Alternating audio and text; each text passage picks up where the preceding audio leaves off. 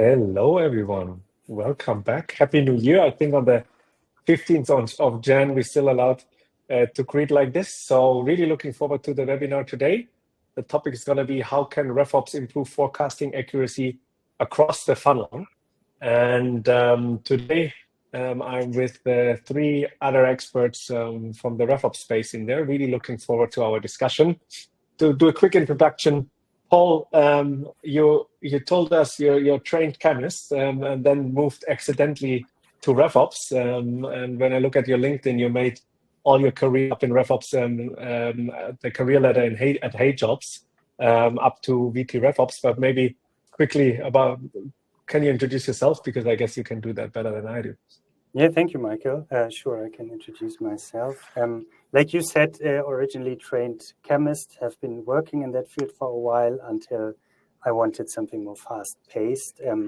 Did 1.5 to 2 years in consultancy for an automotive company, and then RevOps happened to me, basically. I think that goes for a lot of us in revenue operations.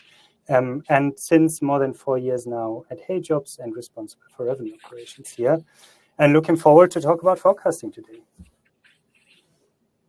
Sounds good. Rayson, you have more or less always have a career in ops, yeah? You started in ops, then moved to sales ops, then to RevOps. I saw that you have been at COTAP quite a while, developed all your skills, and are now the RevOps lead at Pragmatic. But over to you. All right, so I might not be a trained chemist, but I used to be a barista. So I can make like unicorns on coffee. I mean, I still can. But yeah, like you said, so I mean, started quite classically in like RevOps and like ops, and then moved to sales op. Also went into it like by accident. Previously in COTAP, so it's like EdTech, MarTech, selling customer data platform. And last year I made a switch to a very exciting space, which is packaging. I mean, doesn't sound sexy, but the business model it's very attractive, right? So just small words about Pragmatic, right? Like we have like Europe's biggest network of like suppliers, 300-400 selling like paper-based and flexible packagings. Couple of examples: customers, YFood, Water Drop, Bloomer 2000, Mr. Specs, Blue Farm. Basically, any consumer product that needs packaging, you can think of it as our ICP. Right, so heading the first RevOps function in Pragmatic, and yeah, looking very forward to our forecasting discussion. Nice. And then coming to you, Stefan, I think you started your career in BizDev, if I read it correctly, then made up your way in RevOps, built the entire RevOps team at Sastrify, grew the career ladder up to leading the entire RevOps team, and then changed side from the technical product side to the agency side, and now leading the RevOps at Yoyaba. But over to you. Yeah, happy to say a couple of words about myself. So, as you already mentioned, been at different SaaS startups like Opinio market research platform here from Hamburg. Then I started at Sastrify, where we were very early stage, and then was able to kind of help the team grow from I think around 10 people to over 180. Now they're a little bit smaller again, like this typical scaling back after the crazy growth happened. Now I decided to switch sites, and I'm now helping different startups from like very early on, just on the lookout to find product market fit, up to companies with more than 20 million in ARR to build their revenue operations foundations and help them further scale. Nice. Thank you very much. Quickly about myself, I'm the partner of Kremanski & Company, the revenue architects. We optimize the go-to-market teams of tech companies, of B2B go-to-market companies. And RevOps, for me, always has been in focus because I believe in good structures. I believe in good processes, and I believe that RevOps should lead this topic in order to combine strategy, structures, processes, people, and the systems. And obviously, RevOps therefore has a huge impact on improving the forecast accuracy. That's why I'm really looking forward to our discussion. But maybe quickly over to all of you. What excites you most about your role? That's a very good question. I think it's the sort of like ever-changing challenges that you don't face every day, right? Every month, every week, there's a new challenge to be tackled. Right. So like when I was like structuring my OKRs, it's more like I have like a handful of recurring tasks, but the rest are just sort of like opens for different projects which changes like every single day, basically. Yeah. Nice. For me, I think it's like I like efficient processes and I like productivity. And helping other teams to be as productive as possible is really, really what drives me. And on top of that, this is one of the functions that bring business and technology really well, and you're at the epicenter of it. So we have a data team, an analytics team. We have a CRM team that is technical, that writes Apex code. We have service teams that help solve transactional problems. We have enablement, coaching. So that's like to bring all of this together and increase productivity. I think RevOps is kind of unique in that. Yeah, I can just only second what you two have said already. I think what I love about it is that you pretty much enable also companies to just grow, right? With anything that you as a revenue operations manager do, it's always about finding these new efficient processes. It also allows you to dive into new technologies like Clay, for example, that has been coming up, right? So you're always also at the forefront of exploring new technologies, and ultimately you're really also running the forefront on growing revenue within the business, right? Because all of our activities should, by default, really also drive revenue forward, right? So that's the essence of revenue operations, is to really scale revenue. And yeah, that's what I love about it. Nice. So another question before we start, maybe. When you could solve one major challenge in revenue operations or with revenue operations, what would it be? Adoption. Like we build processes, we try tools, and it's so difficult to get people to use them. I understand why, but if I had a magic wand, I would make that easier for everyone. Interesting. Let's take this topic a little bit later and see what are your strategies to actually operationalize this better. For me, it's data cleanliness. I think at the moment there's quite a lot of talk about agentic AI right out there, and I feel like there's quite a lot of buzz about that, but at the same time, those agents will only work if they have good context, and that ultimately depends on really good data structure. And I think the reason why revenue operations is such an important role is also to make sure that you collect the data in a strategic way and so on and so forth, right? Ultimately, getting to a point where you have a really good data structure, that would be something to solve. Because, yeah, I've been there at Testrify many times, right? All of a sudden, you have a new VP of sales, and he comes up with a different definition of what a qualified opportunity should be, right? And then the data that you used to have is probably not that accurate anymore, and then you need to redo things again. So, but yeah, I think ultimately having a good data structure is something that should be solved at some point. Yeah, obviously, and yeah, absolute important topic, because right, we have this discussion year over year with new topics, and I think we even had this in one of the last webinars. It's most important to do your homework first, right? Because the systems can only operate if you're structured and have good data quality. The AI will only work if you have a good data quality.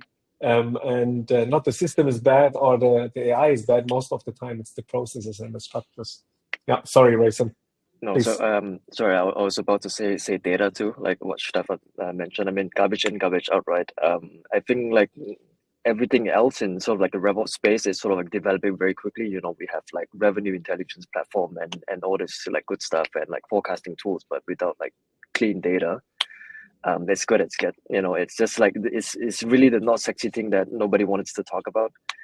And without like a good data architecture, it just it's not gonna work. But I think maybe one thing I would add is sort of like also over reliance on historical data or like historical bad data to sort of like build on funnel metrics, like the 3VC that we want to find. I think sometimes Absolutely. we just over rely on. That's what happened last year, and we're gonna see the same pattern this year, and we just are gonna apply the same numbers.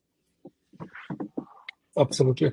Yeah, let's get to our first topic. I would say the forecasting challenge. In my opinion, and I think in all of our opinion, forecasting is the heart of revenue team success, right? Yet, and it remains one of the biggest pain points. Yeah, I think there are a lot of workarounds built in order to build somehow the forecasting, and then it's a total adjustment on daily basis. So quite often, I think the teams lie to themselves in order to reach their forecast. But let's start by understanding a little bit forecasting across funnels and the challenge of proper forecasting. What in your opinion do you think? What holds the teams back in order to have proper forecasting and actually have accurate forecasting? Maybe Paul. Yeah, I would pick up what Stefan and Rayson said, right? It's bad data to some extent. I think I always ask myself the question, what problem are we trying to solve? Same for forecasting, right? Do we want to give the CFO a number like, hey, this is the bookings or revenue we make end of quarter? Or do we try to get a better understanding of our deals and how they work, which might slip? And I think how to address these problems or challenges, you need different approaches, right? So first, you need to have a use case and a problem you want to solve, and then find the right approach to solve that particular problem, because I think forecasting is very broad, right? So that I would say holds teams back. Answer that question. What do you try to solve actually? Fair. Yeah, I think what I faced quite a lot forecasting or running forecasting at Sastrify is that, and it's connected to what Paul mentioned earlier on, right? Enablement is such a big chunk of it, especially if you want to deliver a number to the board, to the C-level, right? In that case, what we had to do, for example, is also really explain like, hey, what is you as an account executive, what is your role in that, right? So if you submit the number, right, then it will go to the head of sales, that person will submit the number, that will move to the next level, and so on and so forth, right? And I think the fact that we tried to explain that some part of what the account executive as an individual is submitting as a forecast will directly feed into what the CEO has to kind of defend in front of the board, to really explain that chain, at least for us, that helped quite significantly already in getting more buy-in from the account executives to be a little bit more careful of what they're forecasting and what they are calling out. So I think that entire piece of enablement is definitely always a challenge that you have within forecasting that I see. Yeah. I mean, very good point from Paul on like what is the problem we're trying to solve, like on a use case, because like I mean forecasting, you know, typically it's for like annual planning, right? Okay, well, and for like budget planning, annual planning, or like resource allocation questions. But like sort of like on like a monthly, more technical cadence, we also use forecasting sort of like for like middle of the funnel, right? Less opportunity pipeline generation basically. And I think, I mean, the sort of like the further we go towards the beginning of the funnel, the more fuzzy it gets in terms of like the accuracy and the conversion rates, because that's like sort of like the start, I tend to see like more accuracy like at the late stage of the funnel. And I think it's sort of like when we have like different teams with different focus, then our sort of like our energy is being put into different parts of the funnel, and the data gets diluted in certain parts, other parts of the funnel. If I'm making any sense. Yeah, and in my opinion, the challenge of proper forecasting is the not really planned end-to-end customer journey of segments, right? So we have quite often structures and processes in place, quite often siloed teams. They work not really hand in hand along the go-to-market team, right? Marketing does something, sales does something, customer success does something. We do not streamline the customer journey along, and then we have not properly planned the data model along the customer journey. Because if we have a proper data model planned, we can, and we have defined what's happening in each of these stages, we can use data to actually forecast. And I think the inconsistency in data, or the lack on proper structured data, will not help us to proper forecast. That's why we rely on that the AEs submit their forecast on weekly, monthly, or quarterly basis, whatever it is. But I think if we have structured processes and structured customer journey, we can use the data and say, look, we have different channels, we have different segments, we define probability to close of the experience, right? The data we have used, or obviously in the beginning, if you're a smaller company, we have to put our best thoughts in, but later on the data will optimize the probabilities to close on the stages. And then we can use both, right? We use on the one side the AEs to submit their forecast, but on the other side, we let the data of the data models of the different segments speak for itself, and then we can properly forecast. And in my opinion, the homework, right, or the base work of structuring the customer journey quite often is missing. Yeah, and then obviously, if the company is doing 3 million of revenue, it's very hard to forecast properly. But I would say below 10 million ARR, having, I don't know, a 6 months plus forecast accuracy is non-existent. But in a company like above 10 million and then going further 30, 40 million, we should have a accuracy of forecast over the next 6 months, at least 80%, 85% plus, because we generated data and we can use this data. But obviously, if every VP sales changes the data model, we completely lack in any historic data and we cannot compare. What's your experience here? I don't know how big was Sestify in the end in terms of revenue? Was it above 10 million already, or was it low? Yeah, you need to know that Sestify has kind of two different revenue streams, right? You have the license revenue, which customers paid to Sestify, and then you had what we resold. We were a reseller for Google, Asana, and whatnot, right? If you take them combined, we were way beyond 10 million in ARR. I think only looking at license, I think when I left around 8, 9, something like that. It's kind of where we left. So yeah, that's kind of Understand. Yeah. I think especially Paul, you in your size, forecasting with a lot of dependencies between the teams is a big topic. Or what you're trying to solve with your forecasting actually? Yeah, glad that you asked. One difficulty we have is we don't just serve one customer segment, but multiples who have different go-to-market motions, and we need to unify forecasting in some way. But I want to circle back a bit to what you said before, right? If like the data is right and you have a very clean sales process, you could use a machine learning model and basically forecast or predict what is going to happen. This is one of the use cases I totally see, and we're trying to address that to some extent to give more clarity to our CFO to be able to plan ahead.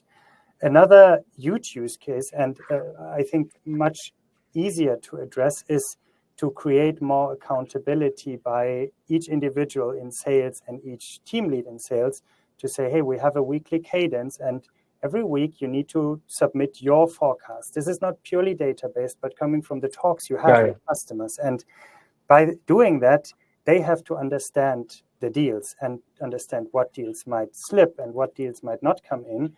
And if you create a trusted environment in this call where every sales lead presents, hey, this deal of X amount is slipping, then others can jump in and say like, hey, in the same industry, we also have this problem. And you can surface actionable insights, not by clean data, but because you get these insights from the people talking to customers together. And in my opinion, this is something a forecasting cadence can be extremely useful for, even without having a perfectly clean CRM data set. And yeah, absolutely. It's about fostering responsibility on your own quota for each of the reps. Absolutely. Obviously, this serves a little bit more the responsibility purpose. That's why you ask as well, what's the purpose to what we want to solve? Yeah. I guess in the end, forecasting is about obviously financial numbers, reporting to board, cash flow, dependency to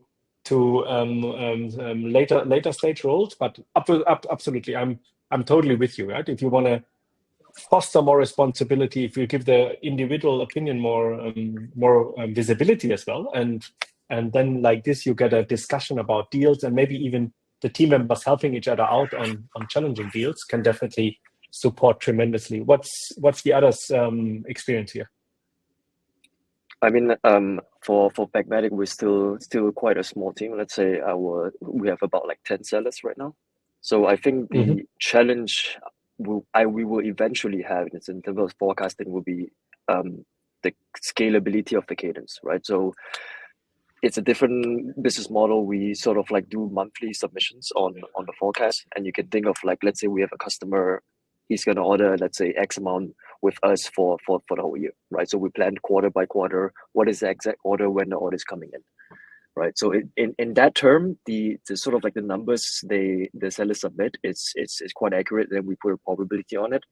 But it's a lot of manual work to go through each deal once a month, and we also go through that twice a month on a monthly basis. So we go through once a month for the whole year for the next 12 months, and we go through twice a month on the monthly basis what deal is coming in, right? And eventually this process sort of like sitting with everyone half an hour, 45 minutes, 1 hour is not going to be scalable anymore.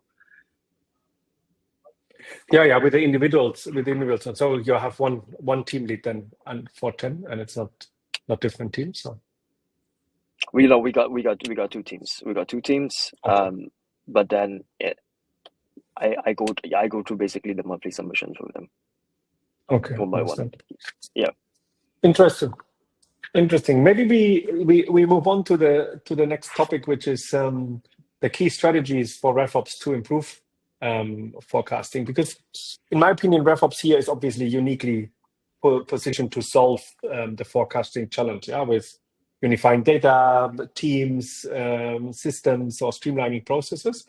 But it's really interesting how you approach this topic, in order to move towards forecasting accuracy in the end. Because maybe one side note to you, Paul, because I think the use case, yes, it's important to define, but in general, right, for me, it's more, how can we solve, first of all, forecasting accuracy in general for a certain time period, and then deviate the use cases or take these numbers and specify, okay, we want it for finance, we want to solve this for occupancy or general later stage teams, we want to use this use case.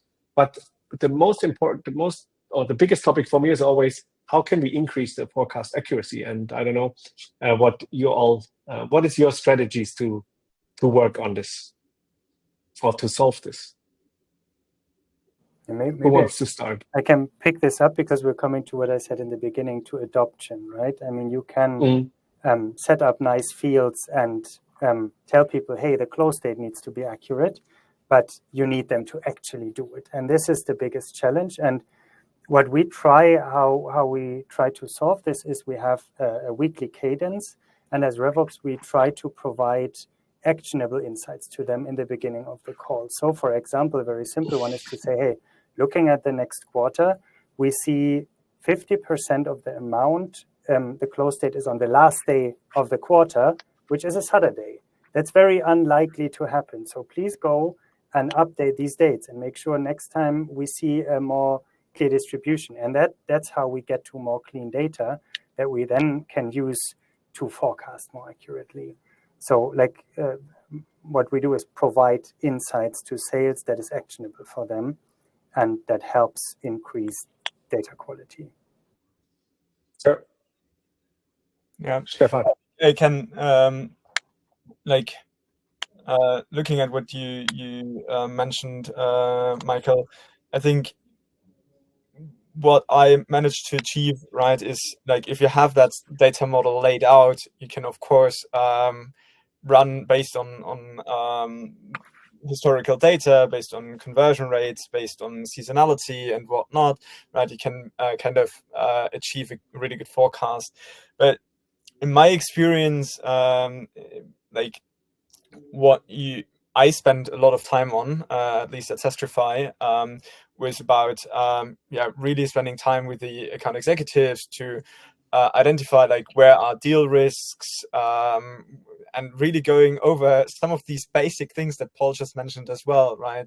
Because that's kind of setting the foundation that you can also trust the data. It's about getting everyone enabled and on the same page.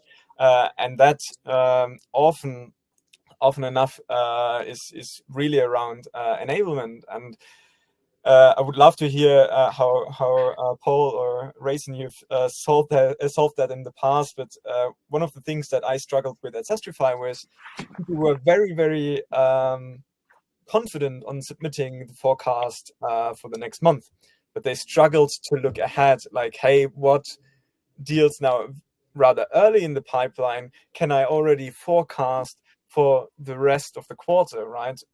Looking into the second and third month of a quarter, right? So that was always a really big challenge for the account executives, because they lacked sometimes the confidence to say like, hey, yeah, I already see good traction with this particular deal, so I'm already saying like, hey, I'm committing this one for the end of the quarter, right? So running that was not super easy in my experience, and till the last day when I left Testrify, that was really one of the bigger challenges, getting them to look beyond just the current month, and because that's just natural, right? How AEs work is they are prioritizing where they see the least amount of friction, and that's where they prioritize their time.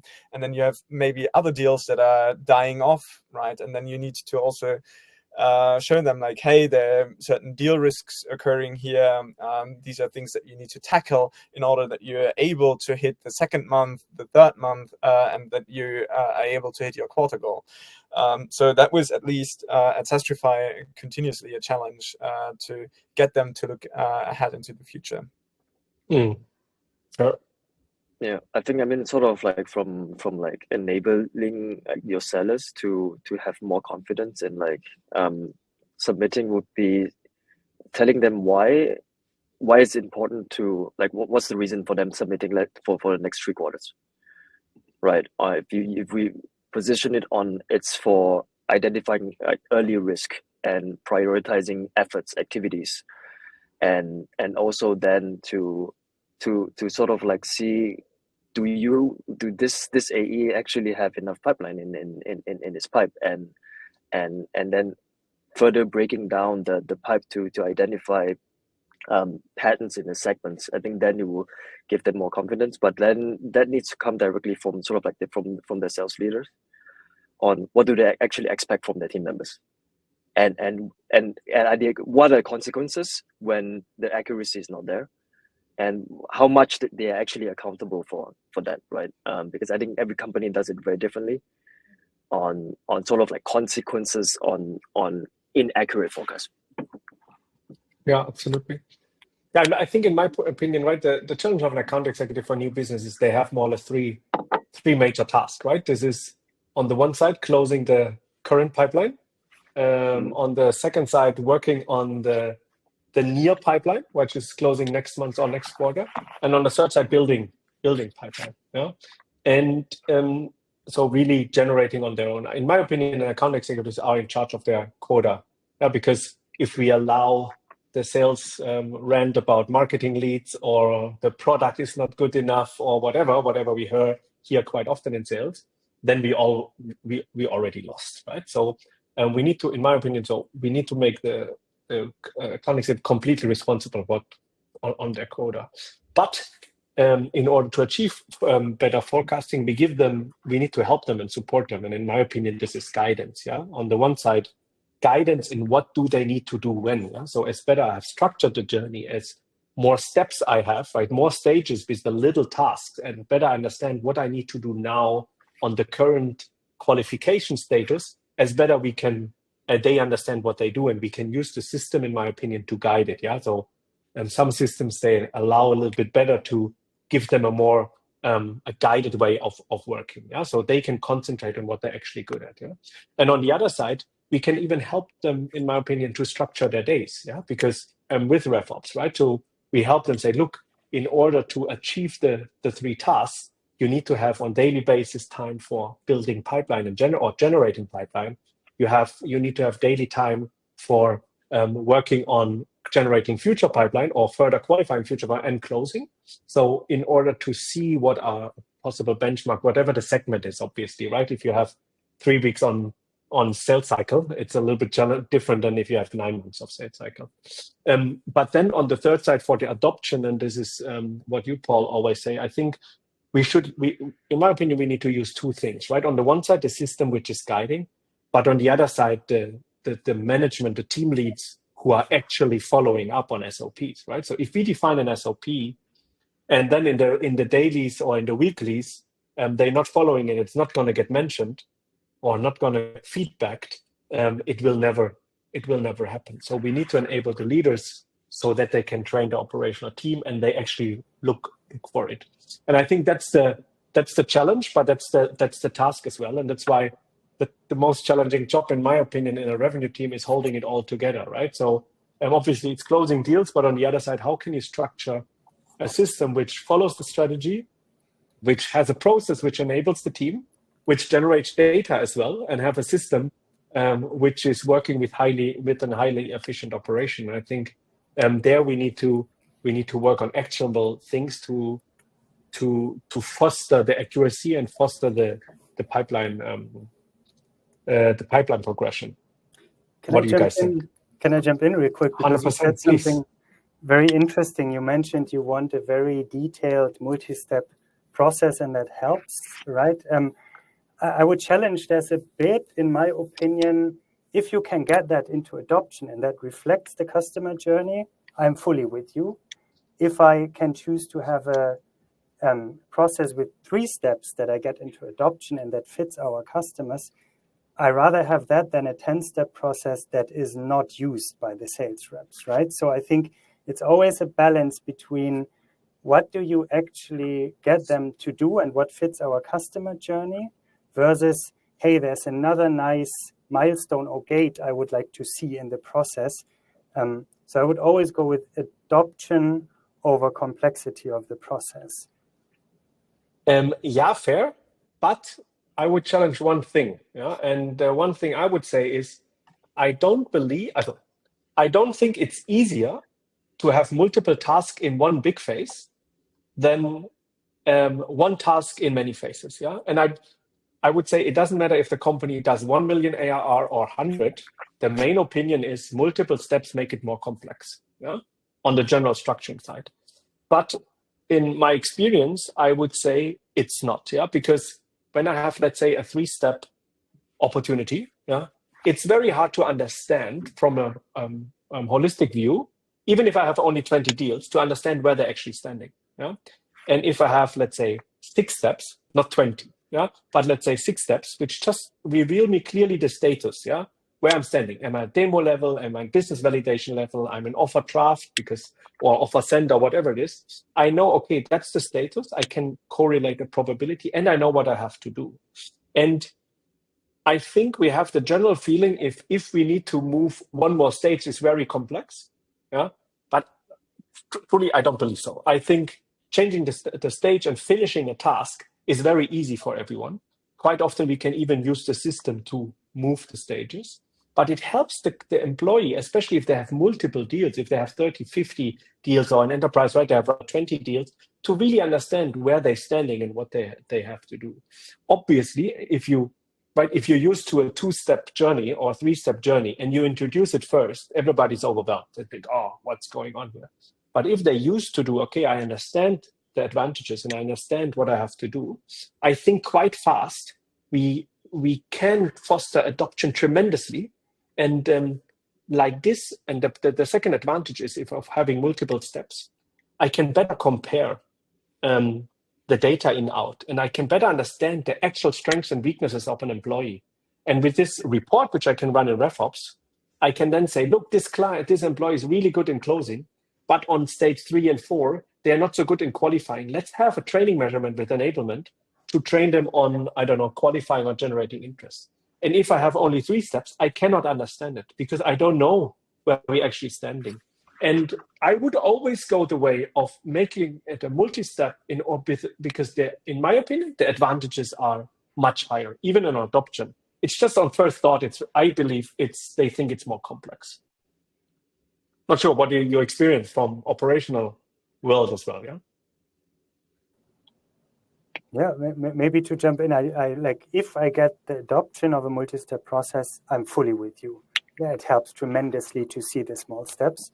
So with that, I'm with you. In my experience, it is rather complicated to get people to follow what they have to do. But if I can get it done, I fully agree with your point. Yeah, fair. I'm with you. The one question I would ask here is it when you have, let's say you have only 3 instead of 6 steps, is it then they actually follow the steps you have defined or the structure you have defined, or you just don't know and it somehow works? So is it then real adoption, or we just blend it in because the deal's lying around in certain things? And in my opinion, it's just we don't really know if they follow because all of them just doing whatever they want. And then we just look at the quota, and if the quota attainment is good, we keep them. And if the quota attainment is bad, we either put them on improvement plan. If they don't reach, we put them out. So I would say it's even bad for them, but I'm open to a discussion. What's the other's take here? I think what is really important that you have some sort of clearer entry and exit criteria defined, right? So I think that's the essence. I don't think it's about the number of steps, but it's about that you have clear exit and entry criteria defined for every single step. And I think then we also at Testify, right? After we went through a round of layoffs beginning of last year, what happened is that we again sat down together with the CEO and really decided like, hey, is that level of complexity that we built into the system, because back then we were a larger team, we had US operations, whatever else, right? And now we are again in a smaller setup. Is that still the best reflection of everything? And we came to the agreement like, no, okay, we need to cut out a stage. We need to remove certain fields because they are not actually a reflection anymore of the complexity of sales cycles that we are running, and we are moving closer again towards the basically the customer journey that you mentioned as well, Michael. Because I think one piece, and we are looking at forecasting and anything that is really relevant in order to help us really understand where a deal stands, but there are also additional fields, right, that we might want AEs to fill in. And then if there are too many fields, that will also impact that they're filling in those that are actually relevant for forecasting, because all of a sudden the VP of product comes and says like, yeah, I would love to understand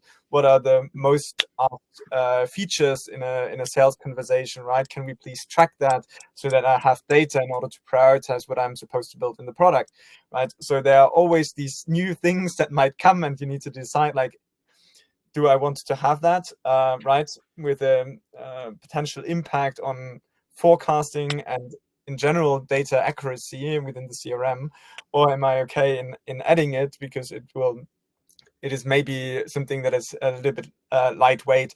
And I think what I learned sometimes also the hard way at different companies is you also need to build the CRM for sometimes the people who are the least skilled in using a CRM, right?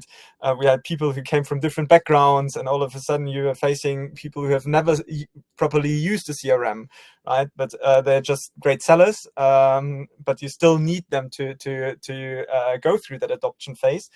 And also there, sometimes then you need to, as a RevOps person, challenge yourself again and say like, hey, okay, these are great fields, I want to have them, but ultimately I need to reduce complexity because otherwise I'm losing my sales reps.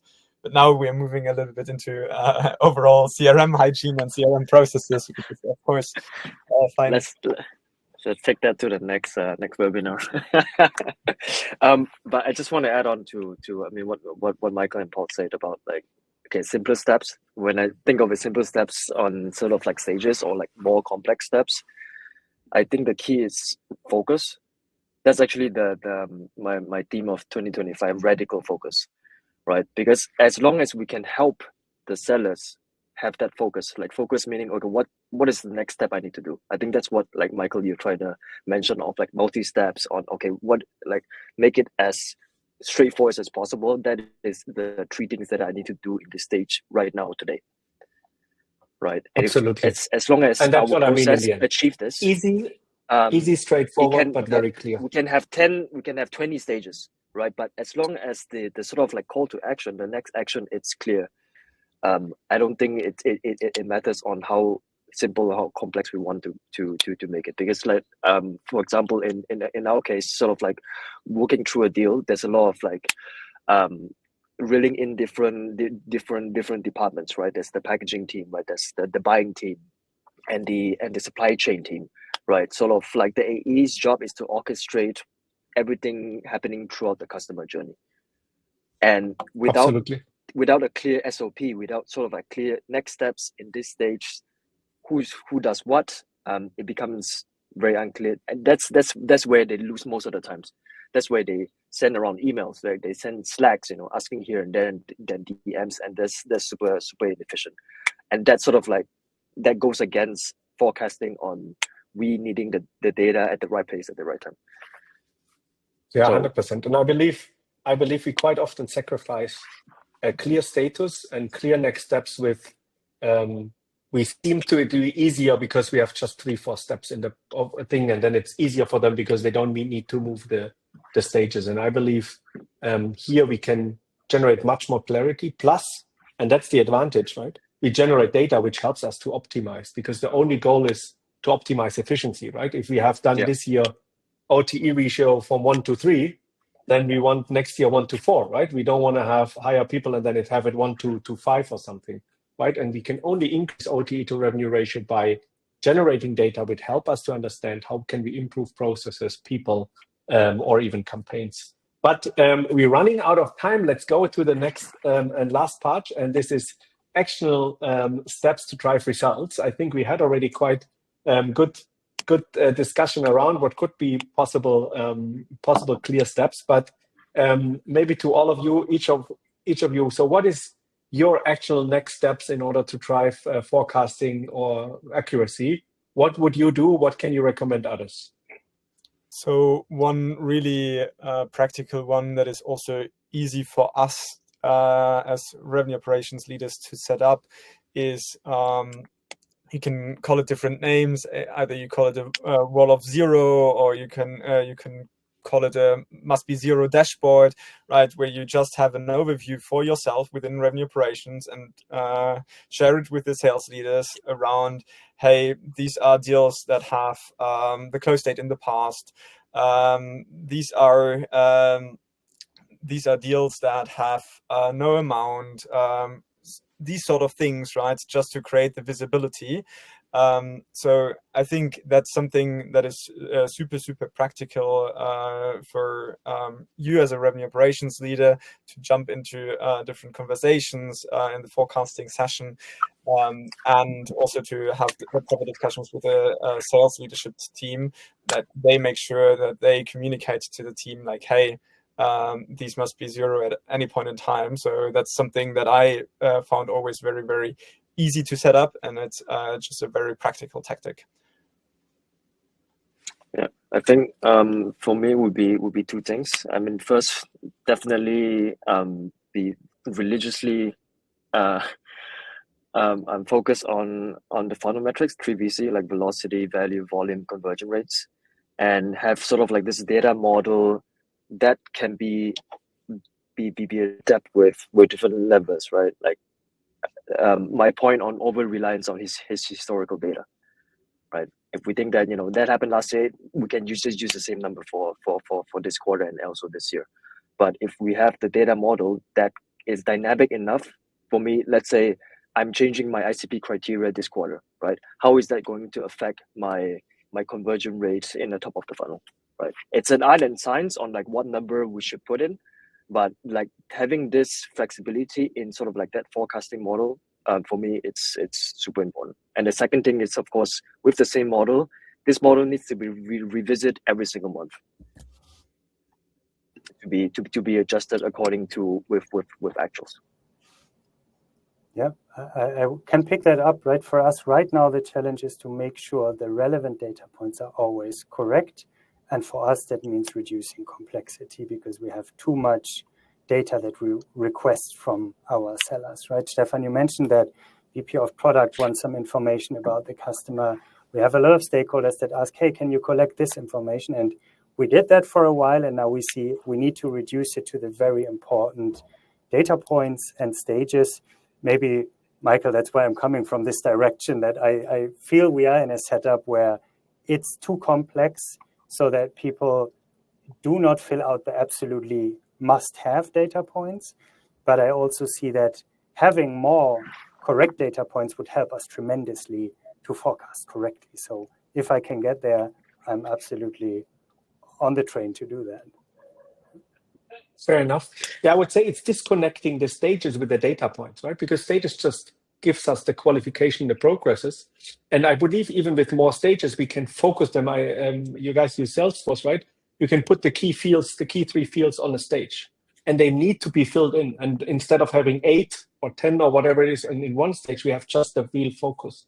And obviously, I believe we need to build structures which are very pragmatic, which are very straightforward, yeah, and which helps them to be enabled to have more performance in, yeah, not to be hindered. I think obviously for collecting data for product, we can use the note taker and AI coaches, and we work, for example, with Demo Desk, right? So I'm really using this, and it really helps to generate the right data, and product can just listen and we can summarize the reports. But I think if you have a journey which is clear what needs to be done now, yeah, so a clear status, a focus on a couple of things we need to collect.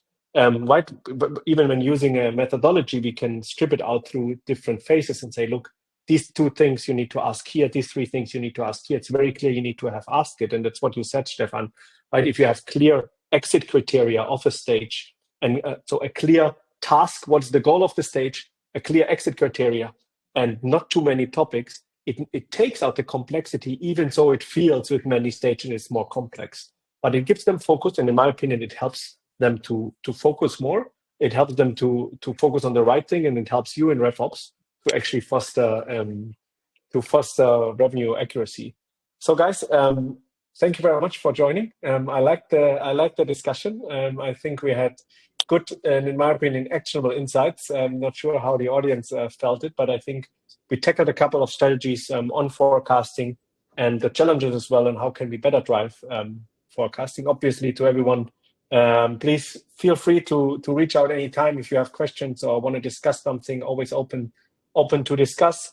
Thanks for joining, Stefan, Paul, Rayson. Thank you very much for your time, and hope to see you soon. Thank you. Thank you very much. Cheers. Bye-bye.